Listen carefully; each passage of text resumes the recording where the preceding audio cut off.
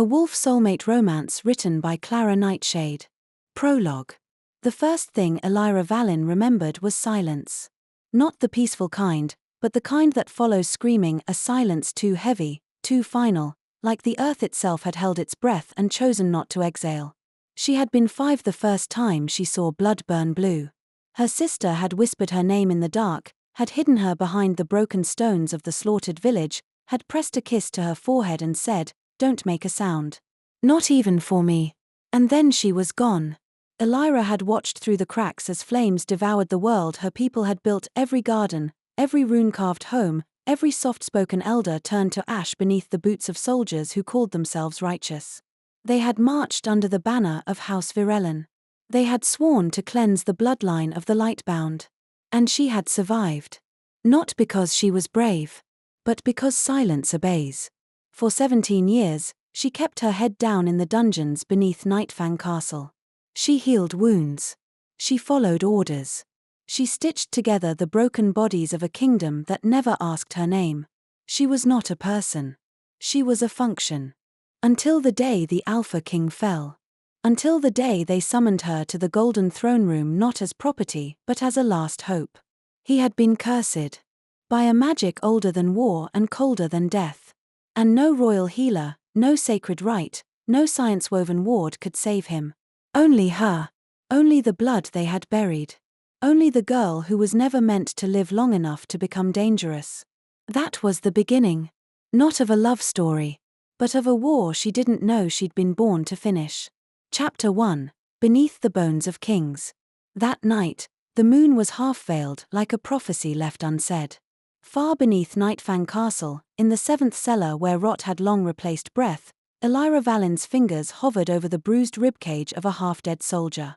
Her hands trembled, not from the chill but from the sharp edge of exhaustion, a cold that had seeped beneath her skin and built a home inside her bones. Her pulse had only just slowed when the iron door slammed open. 3 guards entered, armored in silence more than steel.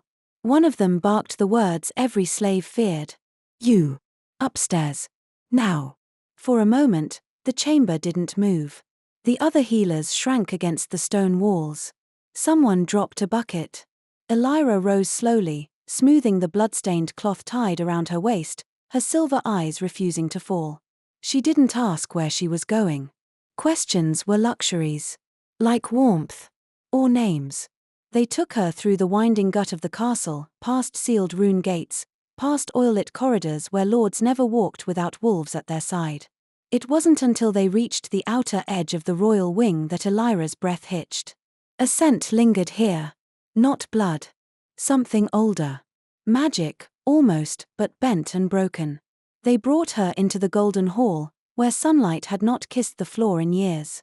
The torches were already lit. And in the center of a circle carved with ancient royal glyphs, lay a body. Kael Darius Virellan. The Alpha King. Feared across 5 provinces.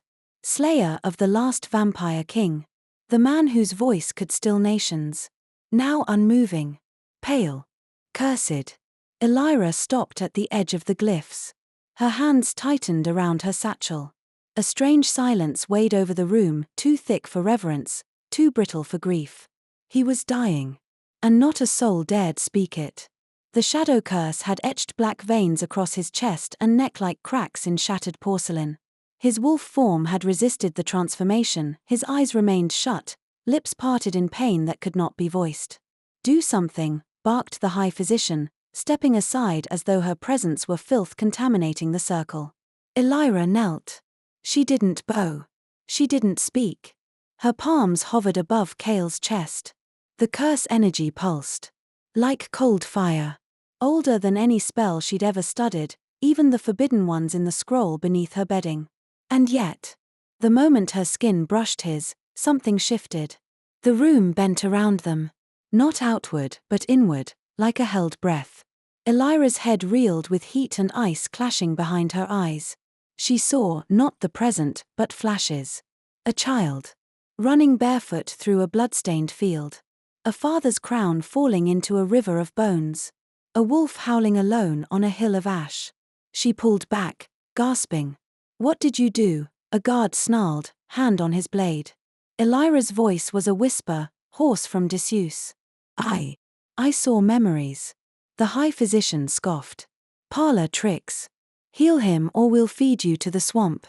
But Elira's gaze stayed locked on the Alpha King. His chest rose slightly. A flicker of breath. The shadows around his heart seemed to recoil from her presence as if her touch burned them. Lightbound. The word skittered across her mind like a heresy. She should have run. She should have feigned failure. But her fingers returned to his chest, drawn not by duty but by a gravity she couldn't name. And then it happened. Light bloomed beneath her hands. Not golden. Not white. Something between soft as dusk, sharp as truth. A pulse. A beat. Once. Kael's eyes snapped open. Grey. Silver. Storm-wrought. His gaze met hers. And in that one, endless second, Elira saw it all, the throne room drenched in blood, her sister's last scream, a crown forged from lies, and a boy who had never wanted to be king. His voice, when it came, was barely a breath. You're not supposed to exist. And Elira, unblinking, whispered. Neither are you. He should have died. That was the last command the shadow curse whispered as it tried to devour him. Yield. Let go. Become nothing. But now, Kael Darius Virellan was awake and breath was agony. Not because of the pain, but because of her. The girl with the trembling hands and moonlight in her eyes. He lay still on the obsidian floor, the runes around him dimmed. His skin burned, not from the curse, but from where her fingers had touched him, just over his heart. As if her presence had seared something long frozen inside him. She didn't flinch under his gaze. That alone made her dangerous. He had ruled for 9 years. Survived 3 assassination attempts. Ripped the throats from traitors before the age of 20. But in this moment, surrounded by a dozen guards and physicians, Kael felt like a man who had stumbled too close to a storm without knowing it had a name. He found his voice again, low and rough. What did you do to me? I stopped the curse, she said simply. Her tone flat. No pride, no fear. A tone that belonged to someone who expected nothing. What kind of healer talks like that? Kael sat up slowly. The movement made his guards stir, but he raised a hand. Stand down. Even then, they didn't relax. Not fully. Because their Alpha King, who had been half dead an hour ago, was now looking at a slave as if she had teeth made of gold. Your name, Kael ordered. Elira, she replied. The name struck something in him, vague, like a dream from another life. He studied her more closely. Slender, yes, but not fragile. Her silver eyes did not blink often. Her shoulders, though drawn inward, bore the posture of someone used to being watched. Judged. Threatened. But beneath all that, something wild. Untamed. Not like a cornered beast. No. Like something waiting to rise. His mind reeled, still fragile from the curse. He needed answers. Who trained you? He asked. She hesitated. That single pause was enough. No one had trained her. She had learned. Alone. And still, she had unraveled a curse that shattered entire battlefronts. Get her records, he said to the High Physician. But the woman shook her head. She has none. She was born in the lower dens. We only keep logs for tiered staff. A child of the dens. The underground labyrinth of filth, disease, and discarded bloodlines. Kael turned back to Elira. Who are your parents? She looked at him, and something in her gaze fractured. I don't know my father, she said quietly. My mother was executed. 15 years ago. He waited. She was lightbound. The silence that followed was not silence at all. It was a scream with no sound. Behind him, the guards shifted. One reached for his sword. Kael's voice cut through them like steel. Don't. She admitted. I heard, Kael said coldly. But I am the one she saved. And unless one of you can resurrect me from the brink of death better than she just did, then you will shut your mouths and lower your blades. It was the first time Elira's expression changed. A flicker. Not gratitude. Not relief. Just confusion. Like she didn't expect to still be alive. Kael rose to his feet fully now, his limbs aching, but solid. The curse had vanished. Or rather, been driven out. And her light. That light did not come from healing runes or formal magic. It was something older. A buried truth. He looked down at her, his voice lowering so only she could hear. "You're not just Lightbound. You're a remnant." She said nothing. Her silence was an answer in itself. Kael turned away before his mask slipped too far. He faced his council of physicians, warriors, and paranoid nobility. "Dismissed." "But, Your Majesty." "I said dismissed." They bowed, stiffly, and retreated like shadows at dawn. Only Elira remained. And for the first time in years, Kael was alone with someone who didn't want anything from him. Not power. Not favor. Not even mercy. That terrified him more than the curse ever had. He turned to her again. "I owe you." "No," she said. "You don't." Kael frowned. "You saved my life. I didn't do it for you." And just like that, he saw it. The fire behind the frost. She hated him. No, not him. His crown. His bloodline. Everything he stood for. Kael stepped forward. "Elira didn't move. If you didn't save me for me, then why?" She looked up, silver eyes unflinching. "Because letting you die would've made me like them. And I won't be that kind of monster." Kael stared at her for a long moment. Then, something broke inside him, not painfully, but with the quiet cracking of old, brittle stone. He nodded once. "Then you won't go back to the cellars," he said. "From this moment on, you stay here. In the upper wing." She blinked. "I didn't ask for reward." "I know," Kael said. "But the court will try to use you. And I will not have the one person who touched death and one be treated like rot." She didn't thank him. She didn't kneel. She only looked at him one last time and whispered, "You don't understand what you've done." And Kael, watching her leave in silence, knew. She was right. He had pulled something ancient back into the world. And God's help him, he didn't want to let it go. Chapter 2, The Light That Shouldn't Burn. The upper wing smelled like secrets and crushed lavender. Elira walked in silence behind the maid assigned to her, an older woman with soft hands and a stitched mouth. Not literally. Just, the kind of mouth that had long since learned to keep its silence, no matter what it had seen. They passed stained glass windows and velvet-draped corridors. She counted 6 guards in the span of one hallway. None looked at her. Not fully. As if she were a rumor made flesh, too strange to stare at directly. She was used to being unseen. But not like this. This was different. Like being watched without being looked at.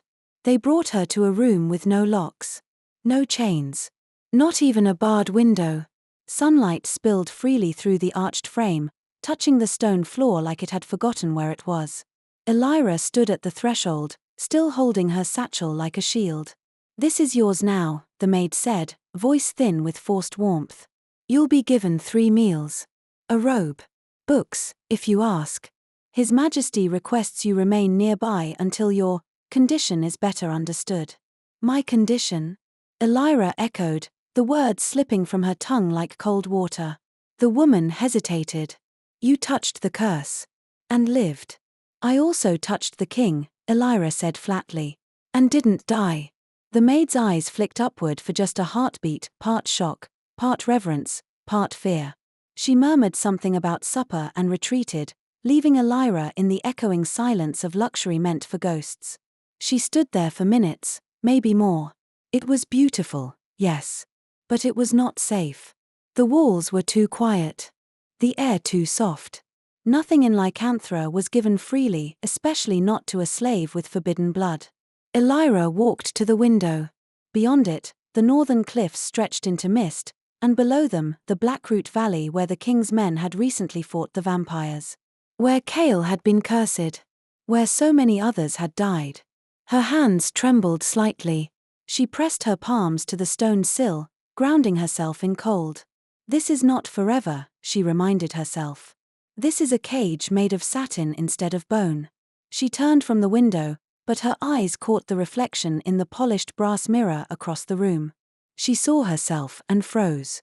Not the girl who cleaned wounds in a cellar. not the shadow of someone else's grief. Her silver eyes glowed faintly, like a dying star refusing to go out. Her fingers brushed the side of her neck, just beneath her collarbone. It still throbbed. A warmth unlike anything she'd felt before, as if something inside her had awakened. The Lightbound, she thought. She should have died years ago with the rest of her bloodline. But she hadn't. Because her sister had traded places with her. Because Asher had believed one of them had to live. And now she'd healed the Alpha King with that cursed light. She should hide it. Bury it deep again. Crush it. But a part of her, small, defiant, stupid, didn't want to. That night, she didn't sleep. Instead, she opened her satchel and pulled out the scroll she had hidden beneath a false bottom. A relic from the forbidden chamber deep below the healer's ward. The Lightbound Codex. Tattered. Blasphemous. Dangerous. She unrolled it carefully, her fingers tracing the ancient ink. Light is the first bond, it read, and the last key. Where the moon cannot reach, the Lightbound may. Her breath caught. She had read this line before. But only now, after touching Kael's cursed heart, did it feel true. She skimmed further, eyes sharpening. Those born of Lightbound blood carry ancestral memory. Their magic is not learned, but remembered. It stirs in the presence of great trauma, or great kinship. Kinship. Elira froze. Was that what she'd felt when she touched him? No. Not kinship. Connection. A thread pulling at her soul like a tether, thin, invisible, but unmistakably there. She snapped the scroll shut and shoved it back into her satchel. "Don't be stupid," she whispered aloud. But her voice sounded hollow in the velvet-draped room. She turned to the door. And there, without knock or sound, stood Kael. Watching her from the threshold with the stillness of a storm not yet named. His voice was quiet, but not soft. "I thought you'd be asleep."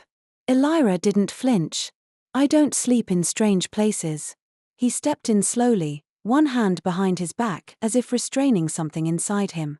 "I'm not here to give orders," he said. "Just to ask something." She folded her arms. "You want more answers?" "No," Kael said. "I want to give you one."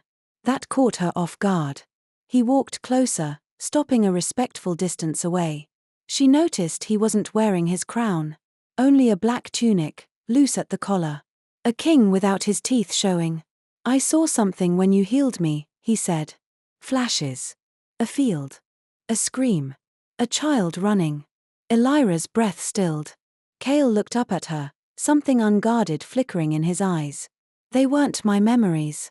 They were yours." Her blood chilled. He shouldn't have seen that. No one should have seen that.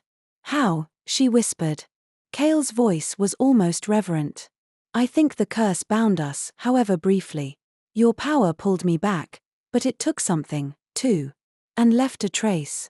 A pause. "Now I see pieces of you. When I dream." Elira's throat tightened. And in the quiet, as the castle slept above them, she whispered the truth neither of them had wanted to say yet. "Then I'm no longer the only one who's haunted." It was past midnight, but Kael couldn't sleep. The curse was gone, yes. The pain, the fever, the suffocating fog. But something else had taken its place. Ha! He could still feel the warmth where she'd touched his chest, like an ember buried beneath his skin. No healer had ever left something like that. Not even the soulbinders of the East, who played with memory like clay. What Elira had done wasn't healing. It was something older. Wilder. It had reached past the wound, past the body, into him. And now he saw her. In flashes. A child running barefoot in rain. A woman with silver eyes whispering to the stars. A scream in the dark that didn't belong to her, but echoed inside her still. Kael had spent his life bending fate to his will. He'd mastered war, counsel, power. But he could not command this. He had come to her chambers under the guise of offering protection.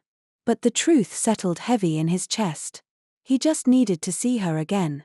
To confirm she was real. Not some dream his guilt had conjured. Now, as he stood just inside her room, facing the girl who defied death with light in her blood, Kael felt more uncertain than he had in years. Why didn't you let me die? He asked. Her expression didn't change. But he saw something flicker in her gaze, something softer than the steel she wore like armor. Because that would have been easy, Elira said.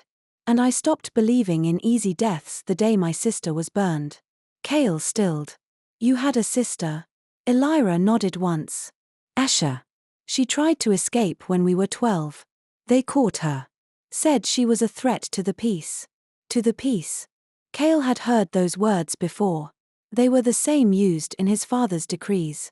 Cold words. Justified words. She added, they made me watch. The air between them grew thick. He could feel the weight of her silence, how it had formed walls around her soul for years. And how, somehow, he had seen through them. Kael moved toward the tall-backed chair across from her bed and sat, resting his forearms on his knees. No royal posture.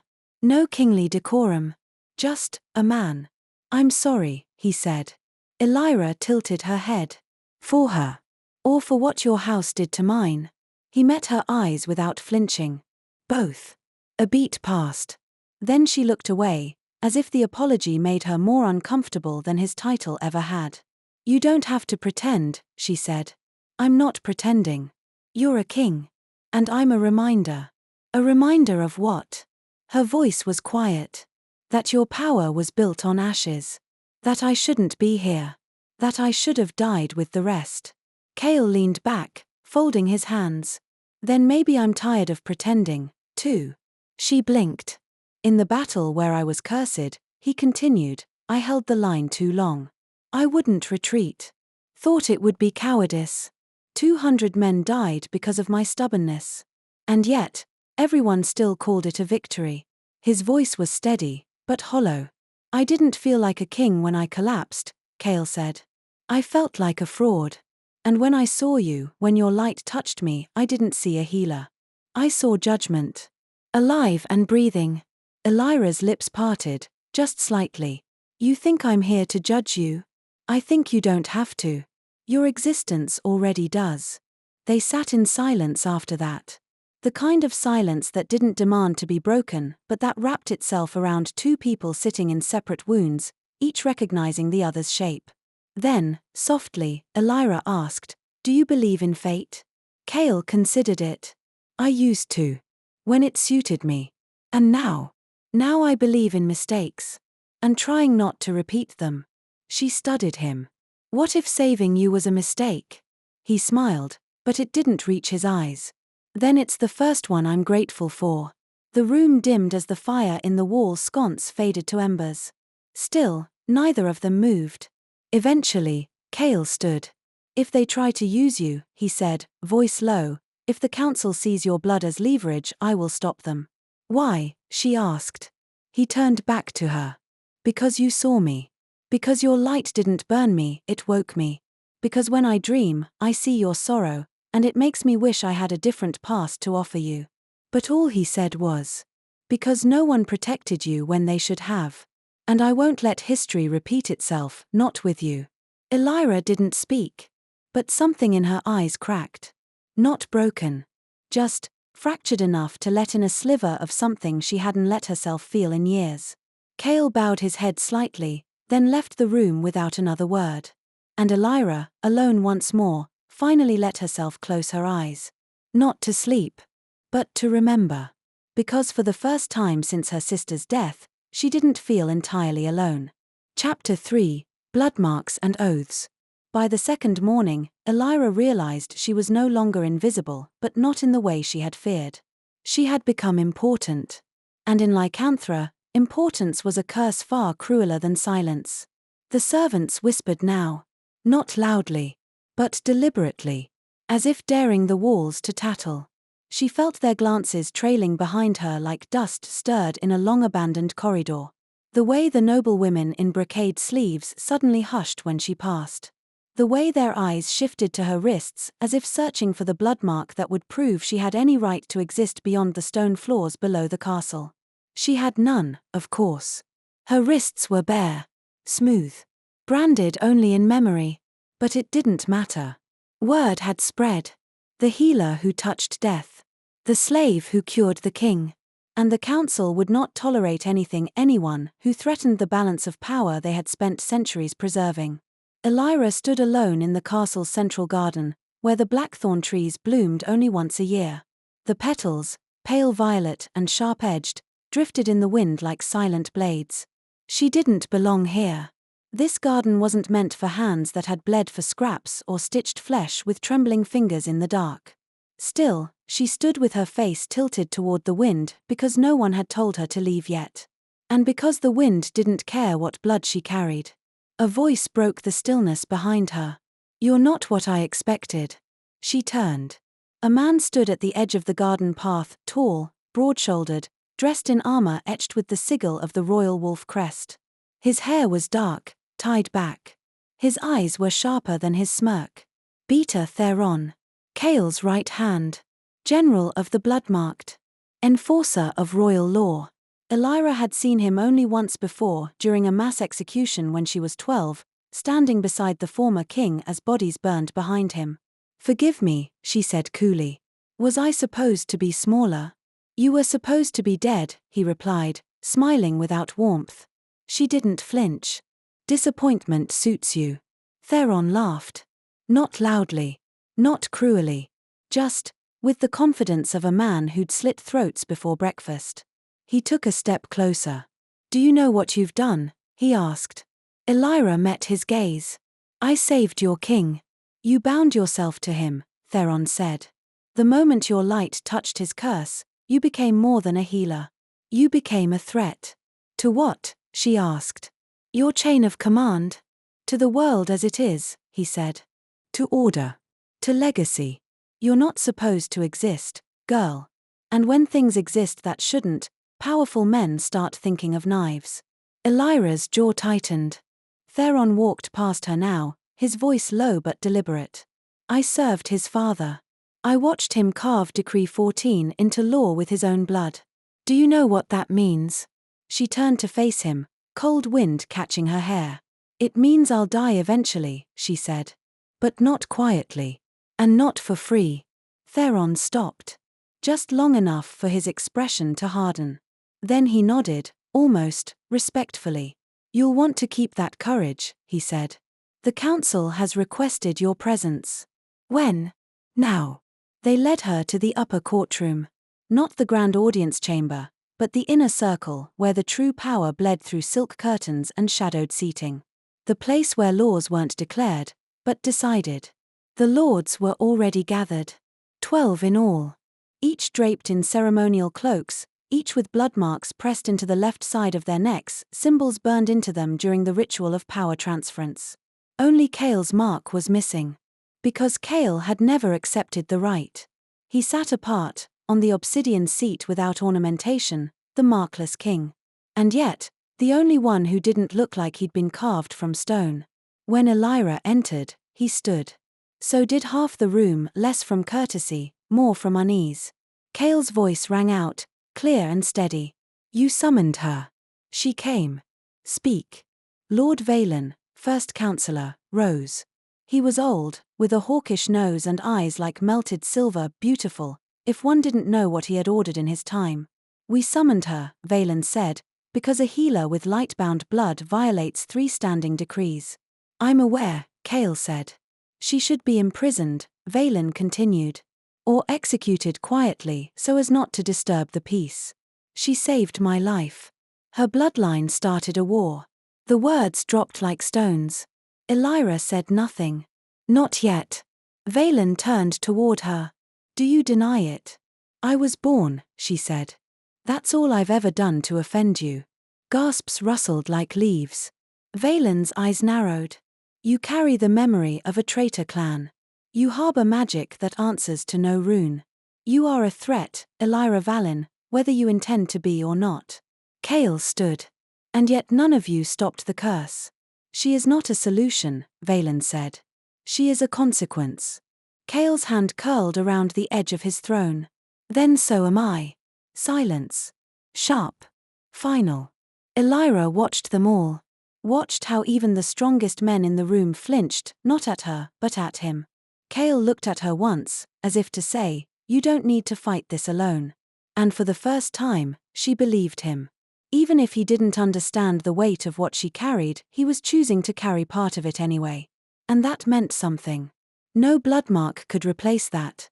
The council chamber stank of old power.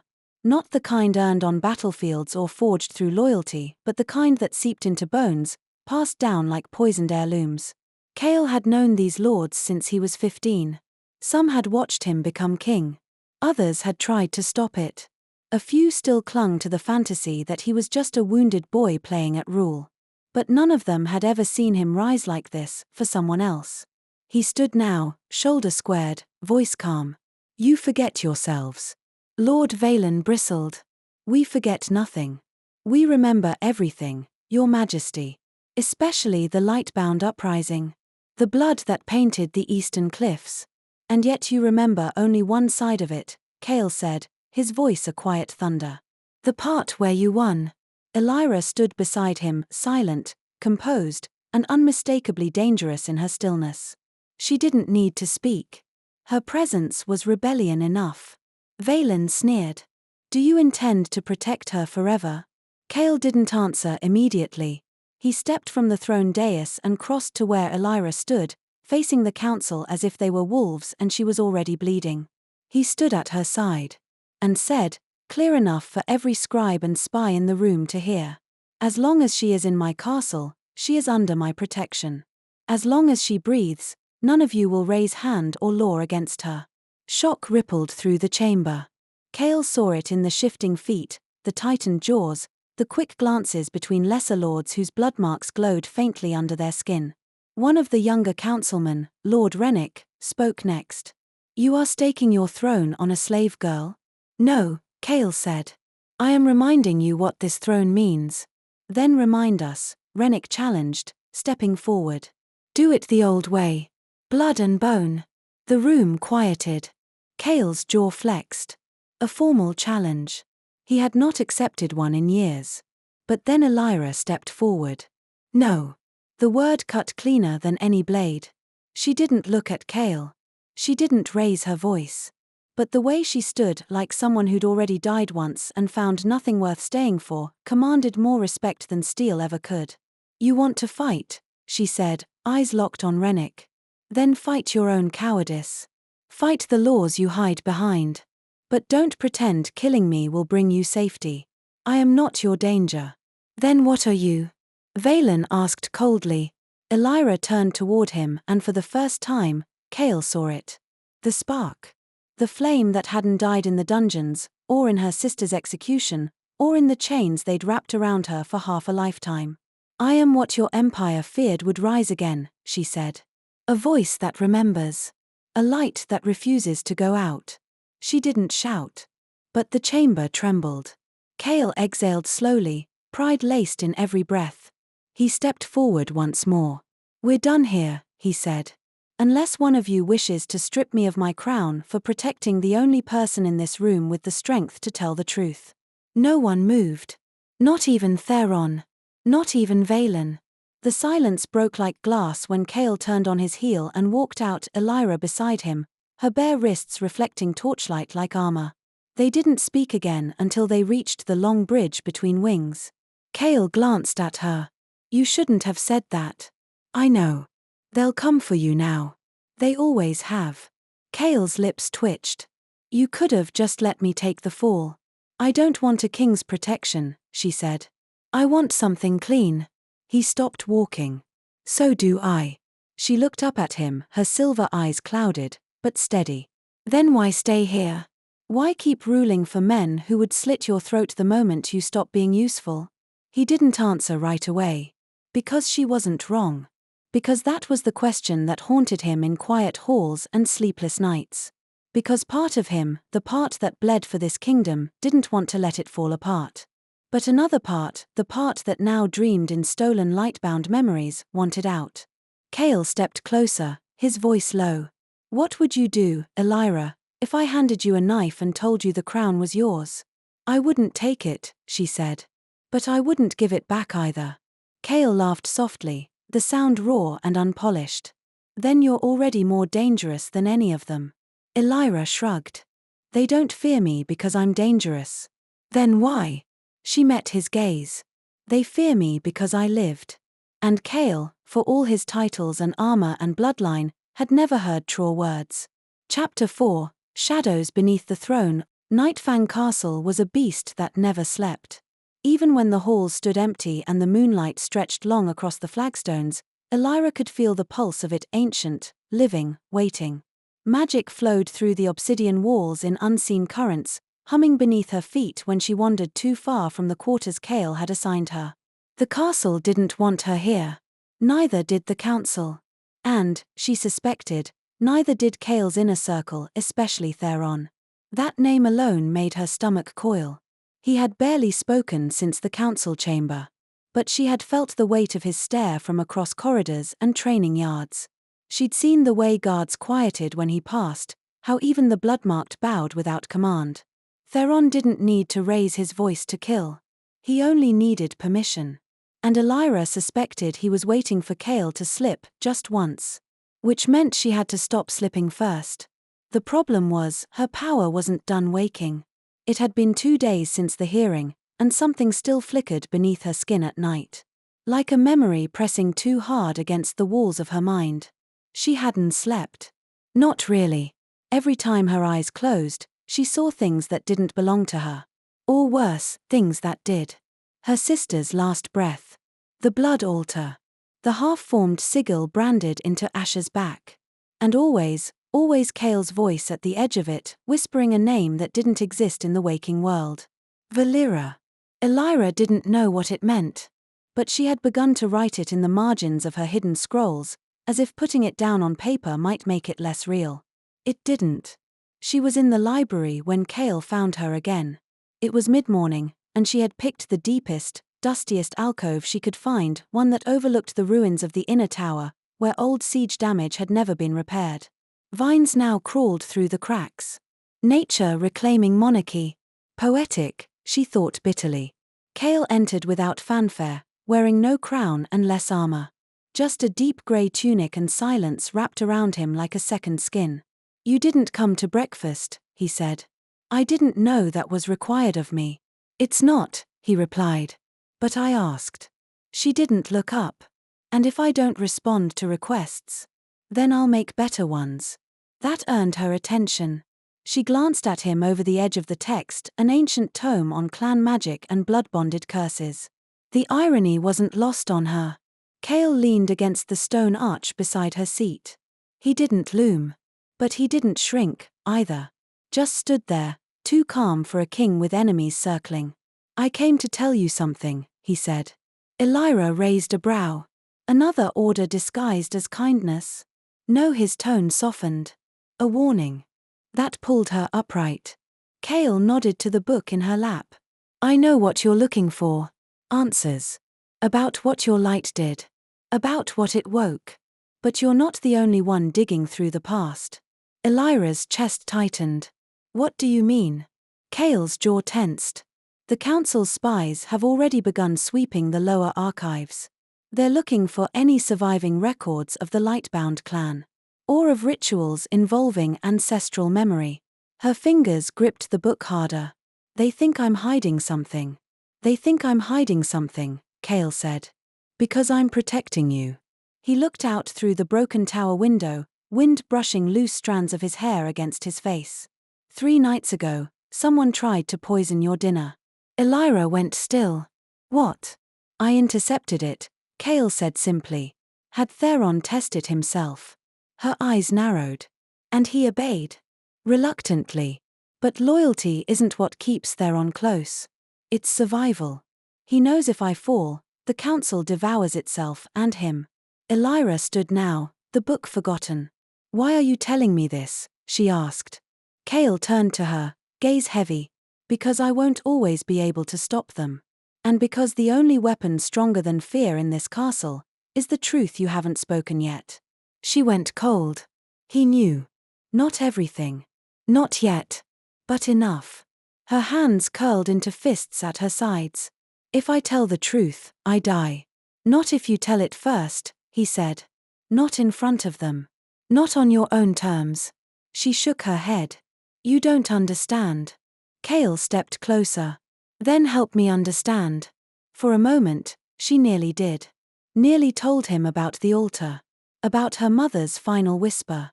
About the half-carved glyph on Ash's spine that hadn't been complete, the reason Elira still breathed while her sister burned. But instead, she asked, "What would you do if I told you your father died with a lie on his lips?" Kael froze. And in that silence, she saw it. The crack in the armor. The fracture that would someday become a break. He didn't answer. Didn't need to. Because she already knew. Kael Darius Virellan, Alpha King of Lycanthra, was afraid of one thing. What he didn't know about his own crown. He didn't remember moving.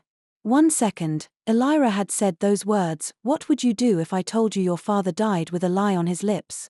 And the next, Kael stood alone in the library's war-torn alcove, staring out at the ruins of the inner tower with his heart roaring in his ears. The past was a cage. And she had just rattled its rusted lock. He had known, of course, that King Marin had left things unsaid.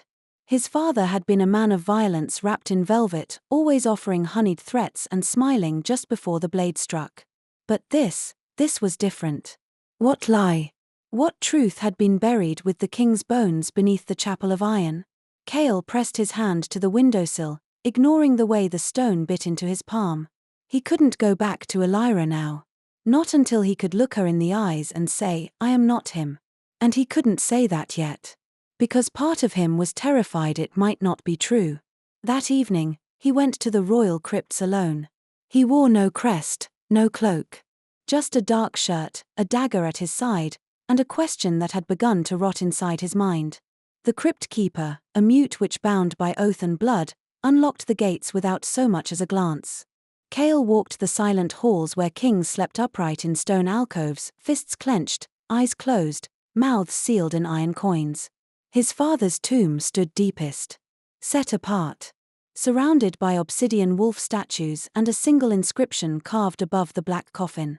Marin Virellan, the crown eternal. Kael stared at those words. Then whispered, "Liar."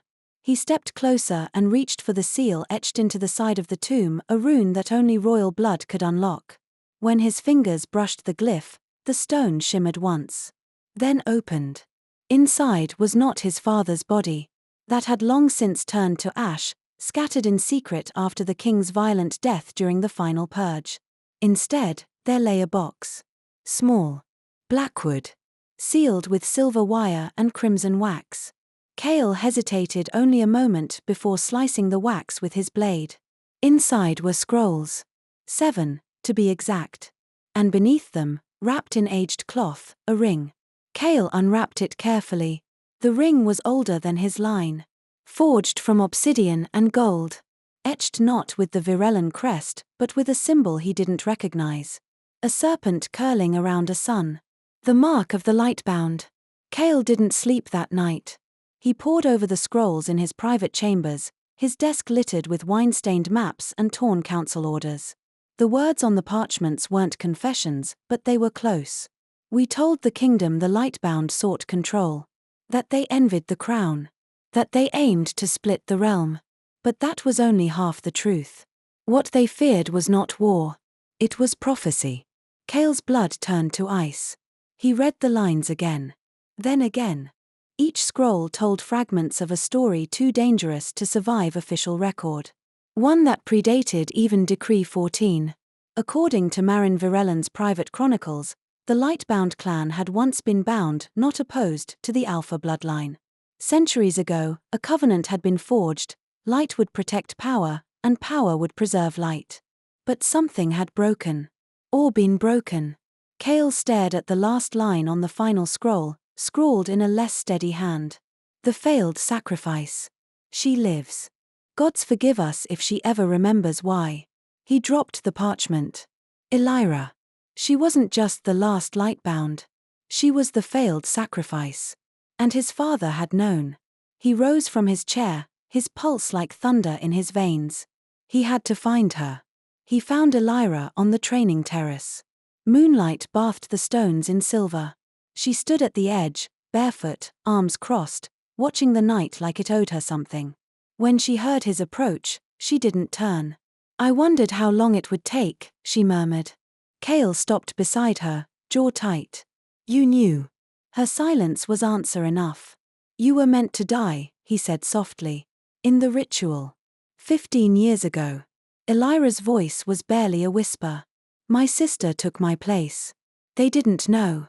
The markings hadn't finished forming yet. Kael swallowed. The council never spoke of it. Not even after my father fell. Because they wanted the story clean, she said. A sacrifice that succeeded. A bloodline that ended. No survivors. No loose ends. Kael looked at her. Really looked. The girl who had been a footnote in someone else's war. The healer who had no reason to save him, but did. The threat the entire kingdom had tried to forget, only to have her reborn in their midst. Why didn't you tell me? He asked. Elira finally turned to him. Her eyes were quiet storms. Because I didn't know if you were like him. And now? I still don't. The answer stung. But it was fair. Kael stepped closer, lowering his voice. I found your ring. Elira stiffened. The serpent and the sun, he said. I saw it on the scrolls. It was your clan's crest. She nodded. My mother wore it the day she died. I want you to have it. She looked at him sharply. Why? Because it was stolen. Like everything else. And it's time someone started giving it back. Elira took the ring slowly, held it between two fingers. Then, without warning, she slipped it onto her hand. It fit. Perfectly. Kael watched as the faintest pulse of light shimmered through the obsidian. And for the first time, he saw it. Not just her power, but her right to it. And gods help them all. It suited her. Chapter 5, The Wolf and the Flame. The ring burned. Not painfully. Not in the way fire devours. But like a memory. One too large to hold inside her bones. Elira sat alone in her new chamber, door locked, lanterns dimmed, scrolls open in scattered, overlapping pieces around her. The serpentine sun crest pulsed faintly on her finger, responding to nothing she consciously willed. It shimmered when her heartbeat rose. Glowed when she felt too much. It remembered, even when she wanted to forget. The ring hadn't belonged to her mother, it had belonged to the first healer, the Lightbound matriarch who forged the soul thread between their clan and House Virellan before the oaths were broken. Light protects power. Power preserves light. It had been a promise. A sacred one. Until the kings betrayed it. Until they began using her people like talismans. Sacrifices. Weapons. She traced her fingers over one of the scrolls from the forbidden archives, unearthed in secret nights when the castle slept and Kael's guards turned blind eyes. It was older than she had dared hope. Written in the curved, musical script of the original Lightbound language. She could only translate a fraction of it. But enough to terrify her. The Lightbound do not wield power. They carry it. Remember it. Shape it into new blood with every generation. To touch one is to echo the voices of those who came before. But if the bond is broken, if the last carrier is sacrificed before her time, the power does not die. It sleeps. Her hands trembled. It sleeps. Until what? Until her? Was that what had stirred when she touched Kael? Not just magic. Not just memory. But a bloodline awakening from death. Elira exhaled and folded the scroll gently, tucking it back into the hollow space beneath her floorboard. The ring's glow dimmed as she did. The room fell quiet. Then a knock. Soft. Measured. Her pulse kicked. She crossed to the door and cracked it open, already sensing who waited beyond. Kael. But not dressed as a king tonight. Simple black shirt, sleeves rolled. Collar open at the throat. And in his eyes, a question he hadn't dared voice yet. I thought you'd be resting, he said. I don't sleep well near ghosts. His mouth twitched, part smile, part sorrow. May I come in? She stepped aside without answering. Kael entered like he was walking into a memory. He took one look at the scattered scrolls, the half-burned candles, the open window letting in the night air, and said nothing. Because he understood. Tomorrow, he said, the council will move against me. Elira's head lifted. Why now? Because I defied them too openly. Because you still breathe. Because Theron has begun gathering votes in secret. A beat passed. And because I found something in the crypts I was never meant to see. Elira swallowed. The ring. Kael shook his head. The seal of the 9th pact. Hidden under the floor of my father's tomb. I don't know what it opens. But it's older than Lycanthra's founding. And it bears both of our bloodlines. The room turned colder. Elira crossed her arms. And you think it still works? I think it never stopped. They stood facing one another. Two halves of a broken covenant. Kael's voice lowered. There's more. Elira raised a brow. You always say that when things are about to get worse. His gaze didn't waver. Theron came to me an hour ago. He offered me a bargain. Her stomach dropped. He said if I exiled you quietly, claimed I'd been compelled by residual Lightbound influence, the council would stop pressing for the throne. And, she asked. Kael smiled. A dangerous, almost reckless curve of his lips. I told him if he touched you again, I'd bleed him dry. The silence between them shifted. Dense. Magnetic. She stared at him. You shouldn't have said that. I meant it. You're giving them more reasons to hate me. I'm giving them more reasons to fear you. She looked away, heart pounding. What are you really doing, Kael? Picking a side. He stepped closer. Close enough that she could feel the heat of his skin. Close enough to smell leather, wind, and something darker beneath the scent that only clung to those who had ruled too long and slept too little. I spent my life believing power meant being obeyed, he said. But you disobeyed everything. And I've never felt more alive. Elira's breath caught. Don't, she whispered. Don't make this about what I awakened in you. I'm not. He reached for her hand. Not to possess it. Not to take. Just to touch. And when his fingers closed gently around hers, the ring between them flared. Light shimmered along her wrist, veins glowing gold for the space of a heartbeat, before fading into stillness. They both froze. Then Kael said, quietly, I don't want your power. His grip tightened slightly. I want your truth. Whatever it is. However it hurts. Elira stared at him. No one had ever said that to her. Not even her sister. Her heart twisted. She pulled her hand away, not harshly, but deliberately. You may regret that, she said. Kael didn't move. I already regret not asking sooner. Kael had been raised among blades. Not just swords and spears, but words sharpened into weapons, spoken in council chambers, whispered in back halls, laced into treaties and oaths. And now, with Elira's power stirring ancient truths, every blade in the kingdom was beginning to turn inward. He could feel it in the air, charged, brittle, on the verge of breaking. He stood on the terrace overlooking the training courtyard, hands clasped behind his back, watching the blood-marked drill formations in moonlight. Not out of necessity. Out of ritual. Discipline was how he held the kingdom together. But tonight, not even perfect formation could quiet the storm in his head. Behind him, the door opened without announcement. He didn't need to look. Theron. Were you going to tell me? His general asked, voice low, measured. Kael kept his gaze fixed ahead. About what? Theron stepped up beside him, the torchlight painting the scar on his jaw in gold. Don't insult me. The ring. The scrolls. The prophecy. Kael turned then. Slowly. And what would you have me do with it? Bury it again? Like you buried her name in the archives? Like you buried my father's sins in loyalty? Theron didn't blink. I buried them so you could rule. Not to chase myths. She's not a myth. She's a weapon, Theron said. One you don't understand. One the council will never accept. You think they fear her? They fear what she means. What she proves. Kael's voice dropped into a warning growl. What she proves is that we've been living a lie for generations. Yes, Theron snapped. And sometimes lies are what keep peace from falling apart. Kael surged forward, fists clenched. Peace built on blood isn't peace. It's silence. Theron held his ground. And yet it's the only kind that's lasted this long.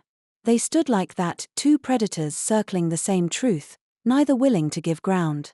Then, quietly, Kael asked, "Did you know about the sacrifice?" Theron's jaw tightened. "I suspected," he said. "The records were sealed before I rose to beat her. But there were rumors. That a child survived. That she was hidden in the dungeons." Kael's heart twisted. "And you did nothing?" "I protected you." Kael's voice was cold now. "You protected the throne. Not me." Silence stretched. Finally, Theron said, "So what now? You let her wear the ring? Parade her in front of the court like a savior reborn?" "She is reborn," Kael said. "And what does that make you?" Kael didn't answer.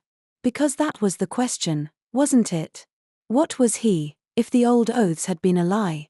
What was a king who'd inherited a crown forged from betrayal? Later that night, Kael stood outside Elira's chamber door, knuckles hovering inches from the wood. He didn't knock. Instead, he turned away, descending into the old servant's stairwell down to the lowest level of the castle. The undervault. A forgotten place of soot and echoes, where the walls still bore the burn marks of rebellion. It was where the original Lightbound healing chamber had been hidden before it was collapsed, sealed, and erased from record. But Kael knew how to find it now. Elira's scrolls had given him the key. He pressed his hand to a patch of blackened stone 3 fingers over the left rune, 2 beneath the crest. A pulse responded. And the wall slid open. He entered slowly. The chamber was small. Round. A ceiling of root-choked stone. And in the center, a slab of obsidian carved with the Lightbound seal. The same symbol now glowing faintly on Elira's ring. Kael stepped forward. And knelt. Not in worship. Not in defeat. But in reckoning. He had found the truth. Buried, blood-soaked, poisoned by centuries of lies. And now he had to decide what to do with it.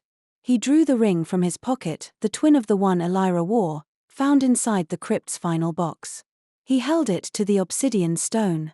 And the chamber responded. Light burst along the runes. The walls groaned. And from the slab, a voice whispered, not aloud, not heard, but felt. "The pact is not broken. Only sleeping. Choose, wolf. Flame or chain. Truth or throne." Kael closed his eyes.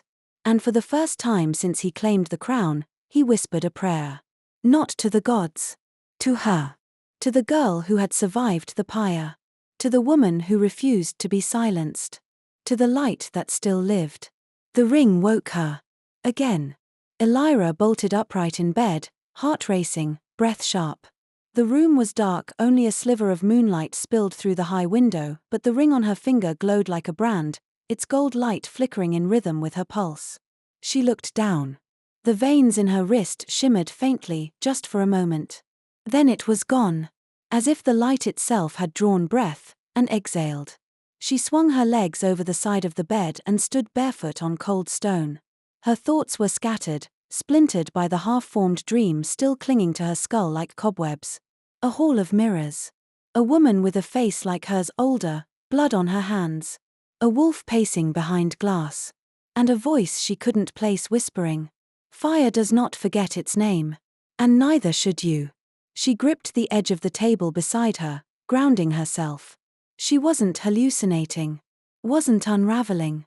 At least, not in any way she could explain with logic. It's the ancestral memory, she thought. It's waking. She knew the theory. The fragments in the codex had warned her. That Lightbound blood didn't just heal, it remembered. That power passed down through soul threads, carried more in instinct than in words. But no one had ever written what it felt like. The ache in your bones. The burning in your blood. The way your own heartbeat sounded wrong, like it belonged to someone else. Elira closed her eyes and breathed in deeply. It wasn't just magic anymore. It was identity. And it was rising. She found Kael in the old northern tower, just before dawn. It was a place no courtiers visited, half-ruined, quiet, filled with ivy and moss. A place the royal architects had never bothered to restore after the siege. A place that smelled like rain and time. He was leaning against the broken ledge, arms crossed, staring at the horizon where the forest met the mist. He turned as she approached, but said nothing. He didn't need to. She could feel it. The air around him hummed differently now. Like a decision had been made. Like the weight on his shoulders had shifted from doubt to something harder. Sharper. Conviction. You found the chamber, she said softly. Kael nodded. And it found me. What did it show you? He turned back to the distant mountains. A question. She stepped beside him, careful not to touch. What kind? The kind that breaks men if they answer wrong. Elira was quiet for a moment. Then, do you want to be broken? Kael looked at her. His eyes were tired. But alive. No, he said. I want to be remade. The wind carried their silence like a thread between them. Then Kael reached into his pocket and drew out a second ring. Elira froze. Twin to hers. He held it out. I think it was meant for the other half of the pact. Elira didn't move. She stared at the obsidian and gold curve, at the soft pulse of light in its core. Everything in her screamed to run. To vanish before this became more than it already was. Before words were spoken that couldn't be undone. But she didn't run. Instead, she asked, do you even know what it means to accept it? Kael's voice didn't waver. It means standing beside you in the fire. She met his eyes. Silver to storm. And saw no deception. No calculation. Only a wolf who had been alone too long, and had finally found the flame that wouldn't burn him. I don't need protection, she whispered. I'm not offering it, he replied. I'm offering truth. Elira took the ring slowly. Not to wear. Not yet. But to hold. And in her hand, it grew warm. As if the stone recognized her. As if the pact remembered what the world had tried to forget. She looked up at him again. You realize this makes you a traitor, she said. Kael's lips curved. No. This makes me free. If someone had told Elira Valen, even a week ago, that she'd be standing in a half-ruined tower with the Alpha King offering her a soul ring like it was just another Tuesday, she might have laughed. Or choked. Or quietly dropped dead from the sheer implausibility of it all. But now, she was starting to think the universe had a twisted sense of humor. The kind that set your entire life on fire, handed you a bucket of salt instead of water, and whispered, go on, make a choice. So, naturally, she was holding the ring like it might explode. Not metaphorically.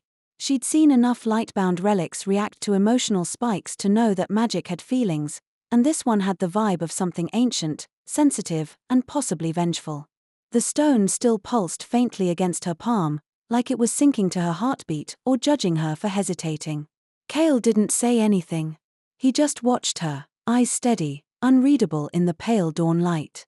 It was deeply unfair how the man could look like a myth someone had accidentally conjured into the modern world.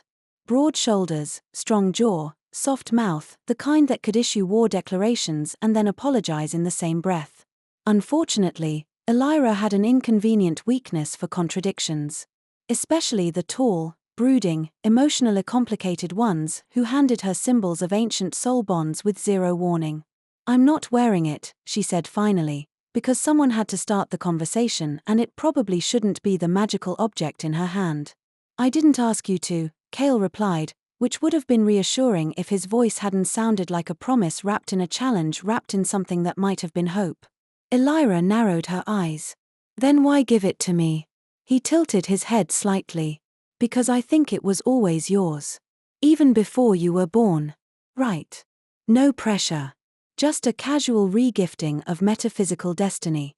She turned the ring between her fingers, watching the obsidian catch the first rays of sun like it was considering forgiveness. You know, some people express feelings with flowers or, hypothetically, a very quiet dinner and mutual denial. Not sentient jewelry with prophetic consequences. Kael's lips quirked.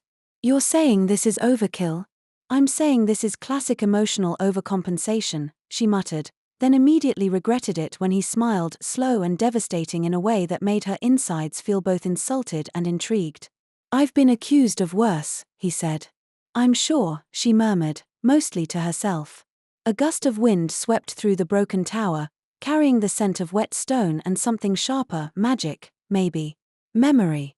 Her own panic. It was hard to tell. Everything felt heightened around him lately, like her senses were trying to overcompensate for her instincts screaming this is dangerous, while another voice whispered, but what if it isn't? What does it actually do? She asked, nodding toward the ring. Aside from the aesthetic threat of binding me to royal politics forever. Kael's expression grew thoughtful. The old texts said the ring completes the bond. Lightbound and alpha. Healer and power.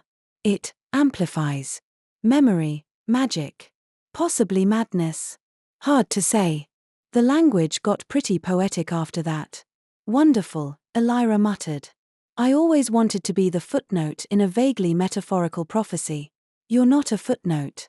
His voice was quiet but sure, and God's help her, it sank straight through her ribs and settled in places she'd been actively trying not to feel since she arrived at the castle. She didn't look at him. Couldn't. Instead, she focused on the ring again, resisting the urge to throw it off the tower and pretend none of this had happened.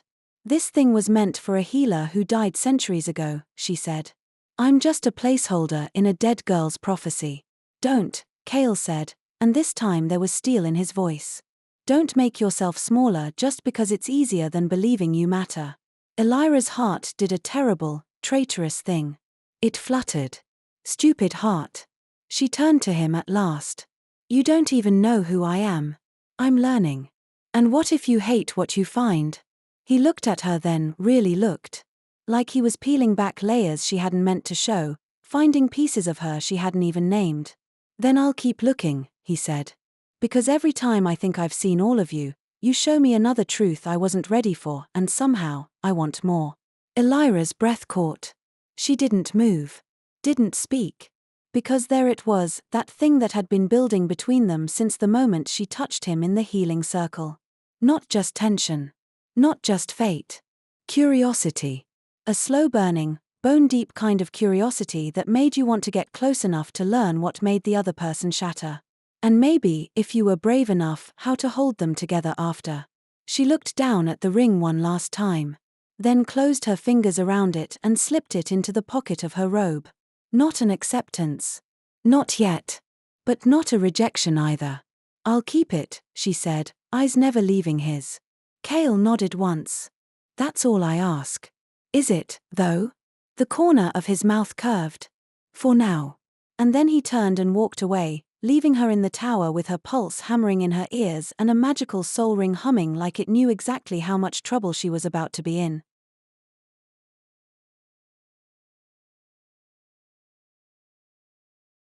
Thank you for listening.